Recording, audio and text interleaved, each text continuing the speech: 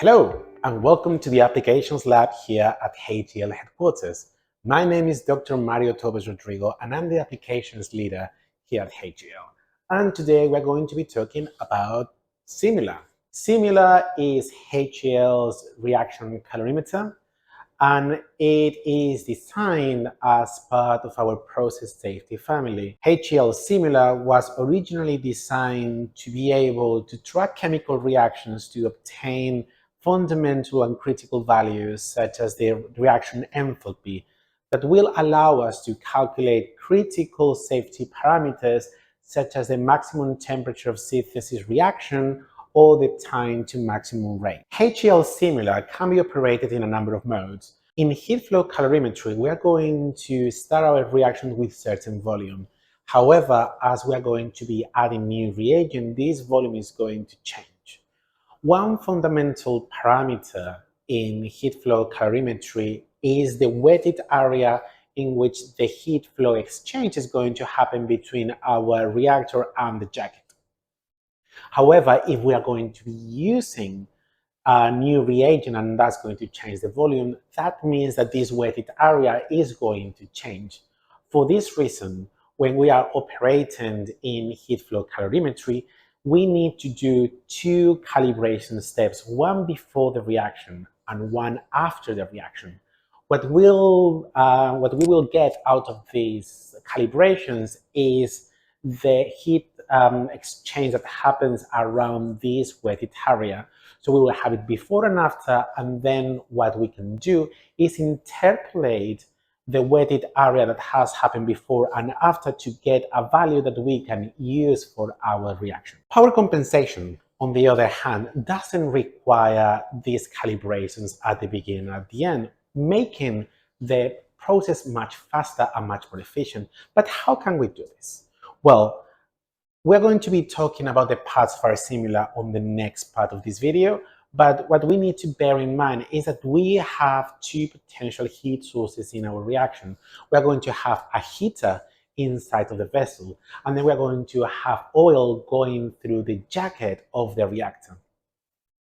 So what we are going to be doing is we're going to be supplying power from the heater that is submerged in our reactor, and we're going to start our reaction, and what is going to happen is that because of the oil reaction, there's going to be a heat exchange. It can be the case that the energy is going to be released from the reaction if we have an exothermic reaction, or maybe the reaction is going to absorb heat in order to progress if we have an endothermic reaction. What the power compensation is going to do is going to be supplying continuously energy to the reactor.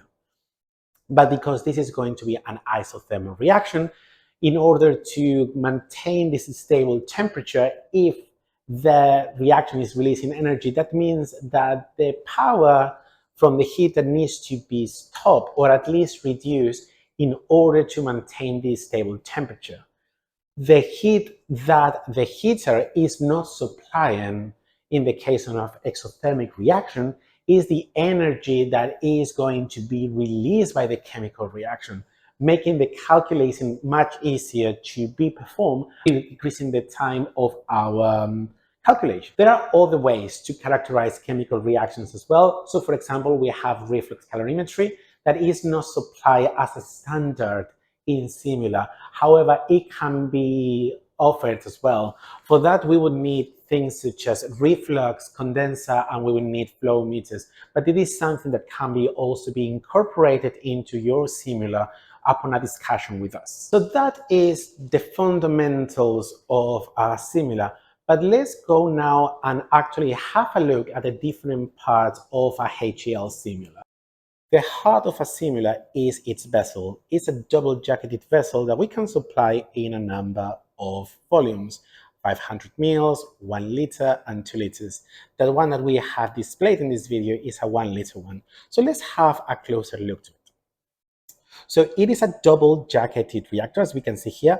On the outer layer is glass, and there's going to be a vacuum-sealed first insulating jacket that we provide already vacuum, so there's no need for customers to do it.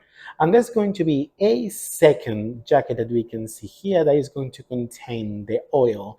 This is going to be the layer that is going to control the temperature inside of the vessel. And then we have the vessel itself. In this case, it contains around 250 mils of reagent A. And as you can see, it contains a number of different probes inside. So here we have our temperature probe, we have our stirrer, and we have a curly heater that is going to be a second heat supplier inside of the reactor. So let's talk now about the lid of a Simular. And as we can see, we have a number of different ports that are highly configurable, allowing us to add different probes and different measuring instruments to one of our Simulars. So let's see what we have on this one.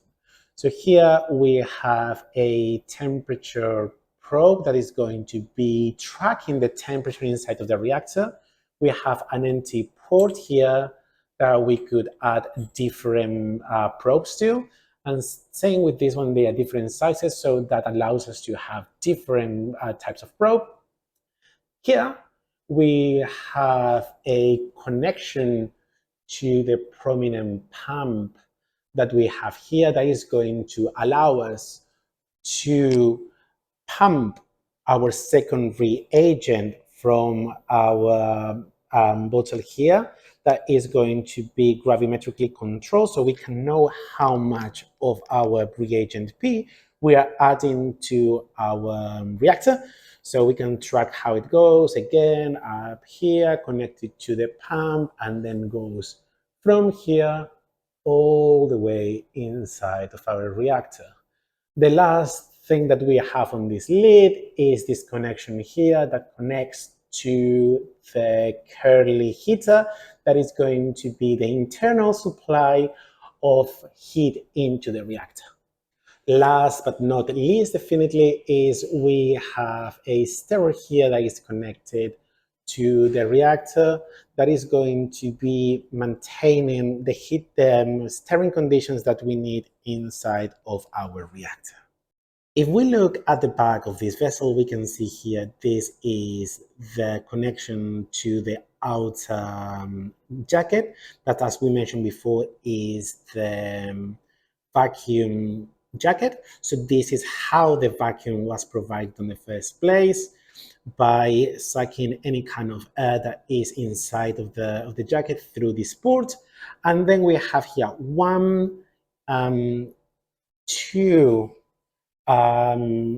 hoses that are connected to one of our circulators here.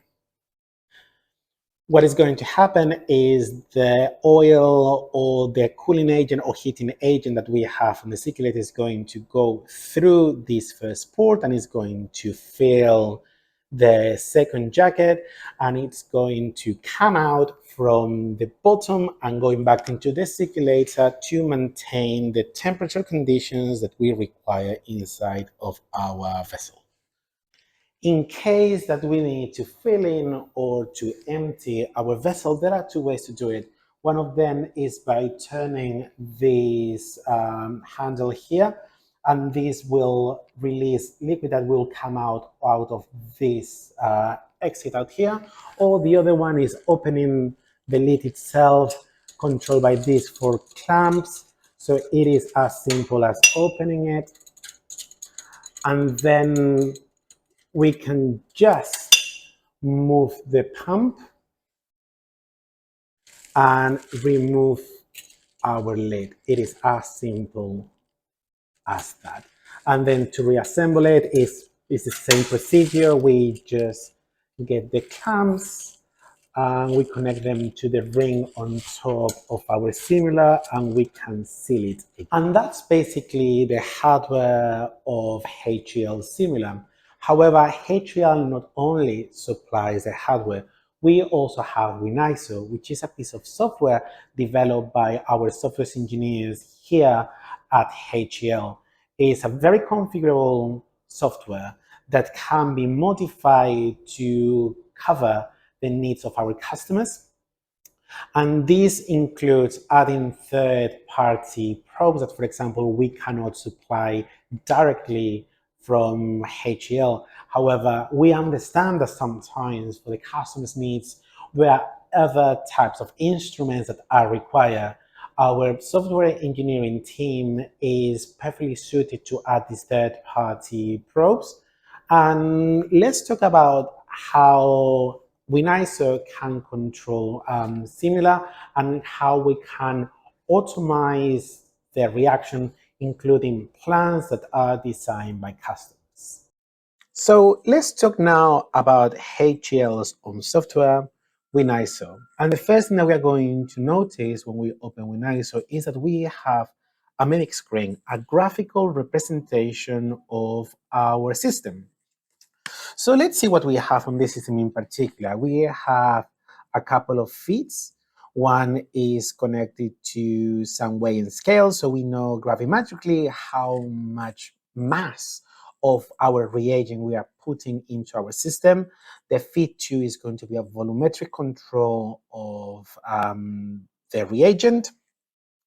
Then we have the circulating temperature that is going to control the jacket, the oil jacket in our vessel. So this is going to be the temperature of the oil in that is coming from the circulator. Then we have the stirrer that is going to control the speed at which our agitation is going to occur inside of our reactor. And we have the torque calculated depending on the density of our reagents. Then we have the reactor temperature, we have pH, more things that we have. In this case, we connected a reflux flow meter and the temperature that we have on the reflux. Also, we have the reaction power that the internal heater, the curly heater, is going to supply to our reaction. And in this case, we also have evolution of gas in our reaction. One thing about the mimic screen is that not only we can see graphically the values that the different probes are measuring, but we can also control our instruments. So for example, we can just say, okay, let's pump some of the reagent B so we can inject 1 gram per minute of the reagent, and then we close it. More things that we can do is controlling the steering speed. So we can say, okay, so please, can you do it at 250 RPM? And the same can be done with the reaction power and with the circulated temperature. However, this is not where WinISO excels. WinISO is designed to automate your processes and saving time and avoiding human error. So let's see how we can create plans in WinISO. And WinISO is designed to make this task as easy as possible and as intuitive as possible. So in this case, it will be as simple as going to plan new, and a new window will open in which we can start adding the steps that we want for our process. Let's assume that we want to create a heat flow process. So the first step would be heat up. And we would want to have our our reactor to a temperature of 30 degrees, but we can also control oil. We can control whatever we think that we need for this. In this case, the rest of the parameters would be off. And then we can determine the parameters that we can use as a logical factor to move to the next step. So let's assume that we want to leave our system at 30 minutes at 30 degrees, and we can just remove this second logic element. And then we're going to add a next step. The second step would be the first calibration. And for that, we need to supply certain power using our internal heater. So let's say that we are going to be supplying 20% of the maximal heat power of our reactor. and it's going to run for 30 minutes. After those 30 minutes, what will happen is we're going to turn off that heater and we can move to the next step. So for this next step, we'll be after the first calibration, and it's going to be an equilibration just before the reaction happens. So in this case, we are going to turn off our fixed power. So this is going to be off, and we are going to leave it for another 30 minutes. And we at the next step, this is going to be our feed. So in this case, the temperature is going to be at 30 degrees, as we said before, but we need to keep stirring our reaction, let's say 250 degrees, and we are going to be supplying a feed. This feed is going to be, for example, 2 grams per minute to a total of 50 grams. And then we can say, okay, we want this not when time finishes, but instead we want to say when the feeds are completed, yes. Or we can add another term here and we can say, or the time has been over 40 minutes. We can add a next step here, which is going to be the stir out, just in case the reaction hasn't finished yet. So we give it enough time for it to complete. And then our feed is going to be off. Our stirring is going to carry on and the temperature is going to be stable. And then obviously we need to remove this. So not delete step, sorry. This is going to be delete term. And we're going to leave it stirring for another 40 minutes. The next step after this would be a second calibration, because if you remember when I talked about how heat flow happens, we need to have a calibration before and after because we have changed the volume inside of our reactor. So let's add a new step here, which is going to be second calibration.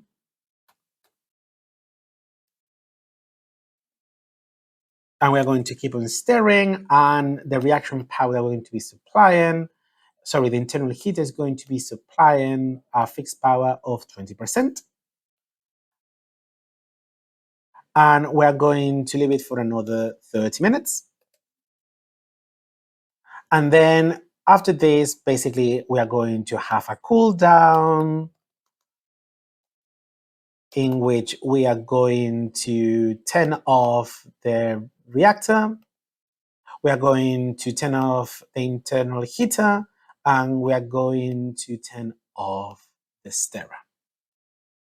So it is as simple as that. But also, one of the potential things we can do with WinISO is that we don't have to have a linear reaction. Instead, we can have loops. So let's imagine, for example, that there is a situation in which our reaction can become too fast. And we can tell the system, okay, we are going to add a next step after the feed that is going to be an emergency cool down. So we can say emergency cool down here. And we can say, okay, the cool down is going to happen, and we want the temperature to go back to 25 degrees, keeping the stirrer. So when this happens, we are going to turn off our feed. So actually we can do is just come here and turn it off. And when the temperature has reached 24 degrees, so we can say here, okay, if the temperature inside of the reactor is back to 25 degrees, then we can move back to feed again. And we can remove the stem. And what we can do then is go into our feed and say, okay, let's assume that our reaction is going to become dangerous if it goes over, let's say, 60 degrees. So what we would do here is adding an extra term here and say, okay, if our temperature inside of the reactor becomes over 60 degrees, then, 60 degrees, we move to our emergency cool down. And this, instead of going to emergency cool down, is going to go to stir out, and this is going to go to stir out as well. So we can see that we can create logic loops inside of our plans. Another thing that is very important for H.E.L, and this is the origin of this company. This company was created as a process safety company, is that we take safety obviously very seriously. So among the things that we can add is safety features. So when we open our safety feature, we can say, okay, let's assume that we said that at 60 degrees, our reaction is going to become dangerous. So we are going to add a step here. I'm going to say, okay, if in the feed, the temperature goes over 55 degrees, we are going to ask our system to give us a warning. It'll come in the form of a warning message, but also a warning sound that will tell us that something is going over the conditions that we deem non-safe. But then we can add an extra step, and let's say that again on the feed, the temperature has gone over 70 degrees. So in this case, what we will do is instead of giving a warning, we are going to shut down the state. And what we can do on the shutdown state is just we can give the conditions that we want to happen. So, for example, we want to control the temperature to go off, the internal heat to go off, the stereo to go off, the reaction power to go off. And we can just control the different parameters that we want to do. So actually, we can create a number of different shutdown stages that will depend on the conditions that are dangerous for your reaction. We have now created our plan, so now we can save it. So it's as simple as going to plan, save, and it will ask us to give it a name, so we can call it, for example, test one. And then we can just run it. And run it as simple as just run plan. And the first step that we can do is just giving the software the values of the heat capacity and temperatures of our feeds. We will know the heat capacity because we know what kind of reagents we are supplying to the system. So let's assume that this is the values that we have for our example, and we say OK. The next step is we can just give a name to our run. So let's call this run1. And we can export the data from WinISO in one of two formats. We can do it as .dat. That is the default system that then another piece of software that we supply at H.E.L, which is IQ, uses for the data analysis. But we can also save it in a widely used format such as CSV.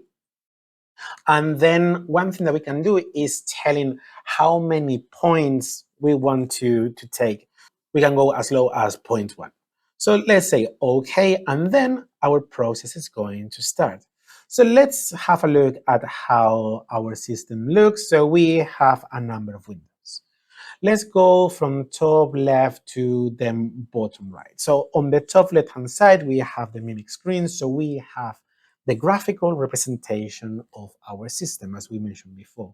Then on the right of that, we have the live data. So this is the data that our system is measuring at this point in time. So we can have a visual representation of all our points. And then next to it, we have our plan. One thing about WinISO is that we can see all our steps on the reaction. And what we can see is in green, it is the current one.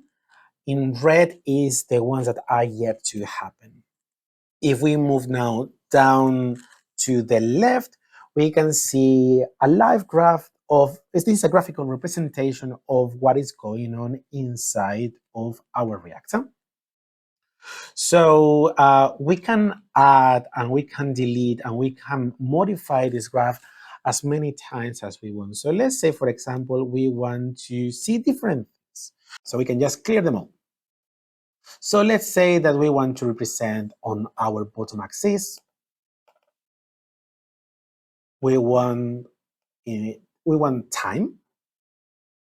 And then we are going to say, okay, what we're interested in here is the temperature inside of the reactor. So on the left axis in dark red, we are going to plot this. We are also interested in knowing what is going on with the temperature in the circulator.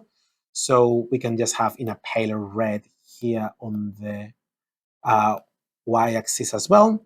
And then we might be interested in things such as the feed. So let's put this in a dark blue on the y-axis. Another couple of parameters that we might be interested in are going to be, for example, the reaction energy. So we would want that on the y-axis, and we want it in dark green. The power that the reaction is supplying. So we would want that, for example, in another dark blue on the right axis. And if we press OK, now our graph is going to change to supply this information. One thing that we can do as well, because obviously we can see here that we cannot really see what is going on, is we can actually change the axis limit. So let's assume that we want this to be 40 and a minimum of 0, and then our graph will change. The last thing that we would see on the right-hand side here is the parameters that we have on our plan for this step. One thing that WinISO can do as well is sometimes when we make plans, we might have included typos and similar. So what actually can do is we can modify live our values. So let's imagine that we are not interested in a temperature of 30 degrees and instead was 35. So we can change it here. And then WinISO will return a warning message telling us, are you sure you want to do this? And we say, okay. So then WinISO, what we will do is creating this line here telling us that we have changed one of the parameters of our plan. And then when WinISO generates the log data at the end of our run, it will give us a notification when this change. Another thing that we can do is we can skip steps.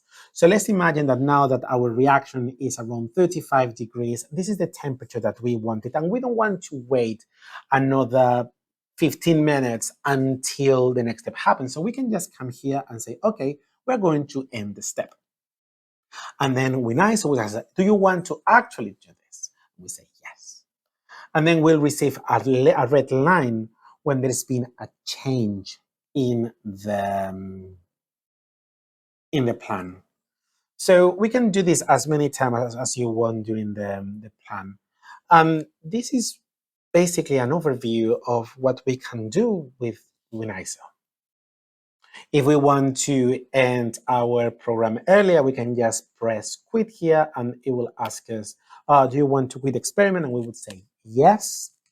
And then once we've done this, WinISO will generate the files, the log files that we can use afterwards just to do data analysis, or if we want to have a look at the log data, we can just do it. So that's pretty much it for this online demo of a Simular. However, if you have any questions, if you have any queries or comments, please don't doubt and reach out to our sales representative and sales specialists, and we will be more than happy to answer those questions. And if you require a physical demo, we can try to organize one. My name is Dr. Mario Torres Rodrigo, and I'm the applications leader here at H.E.L. Thank you very much for your time.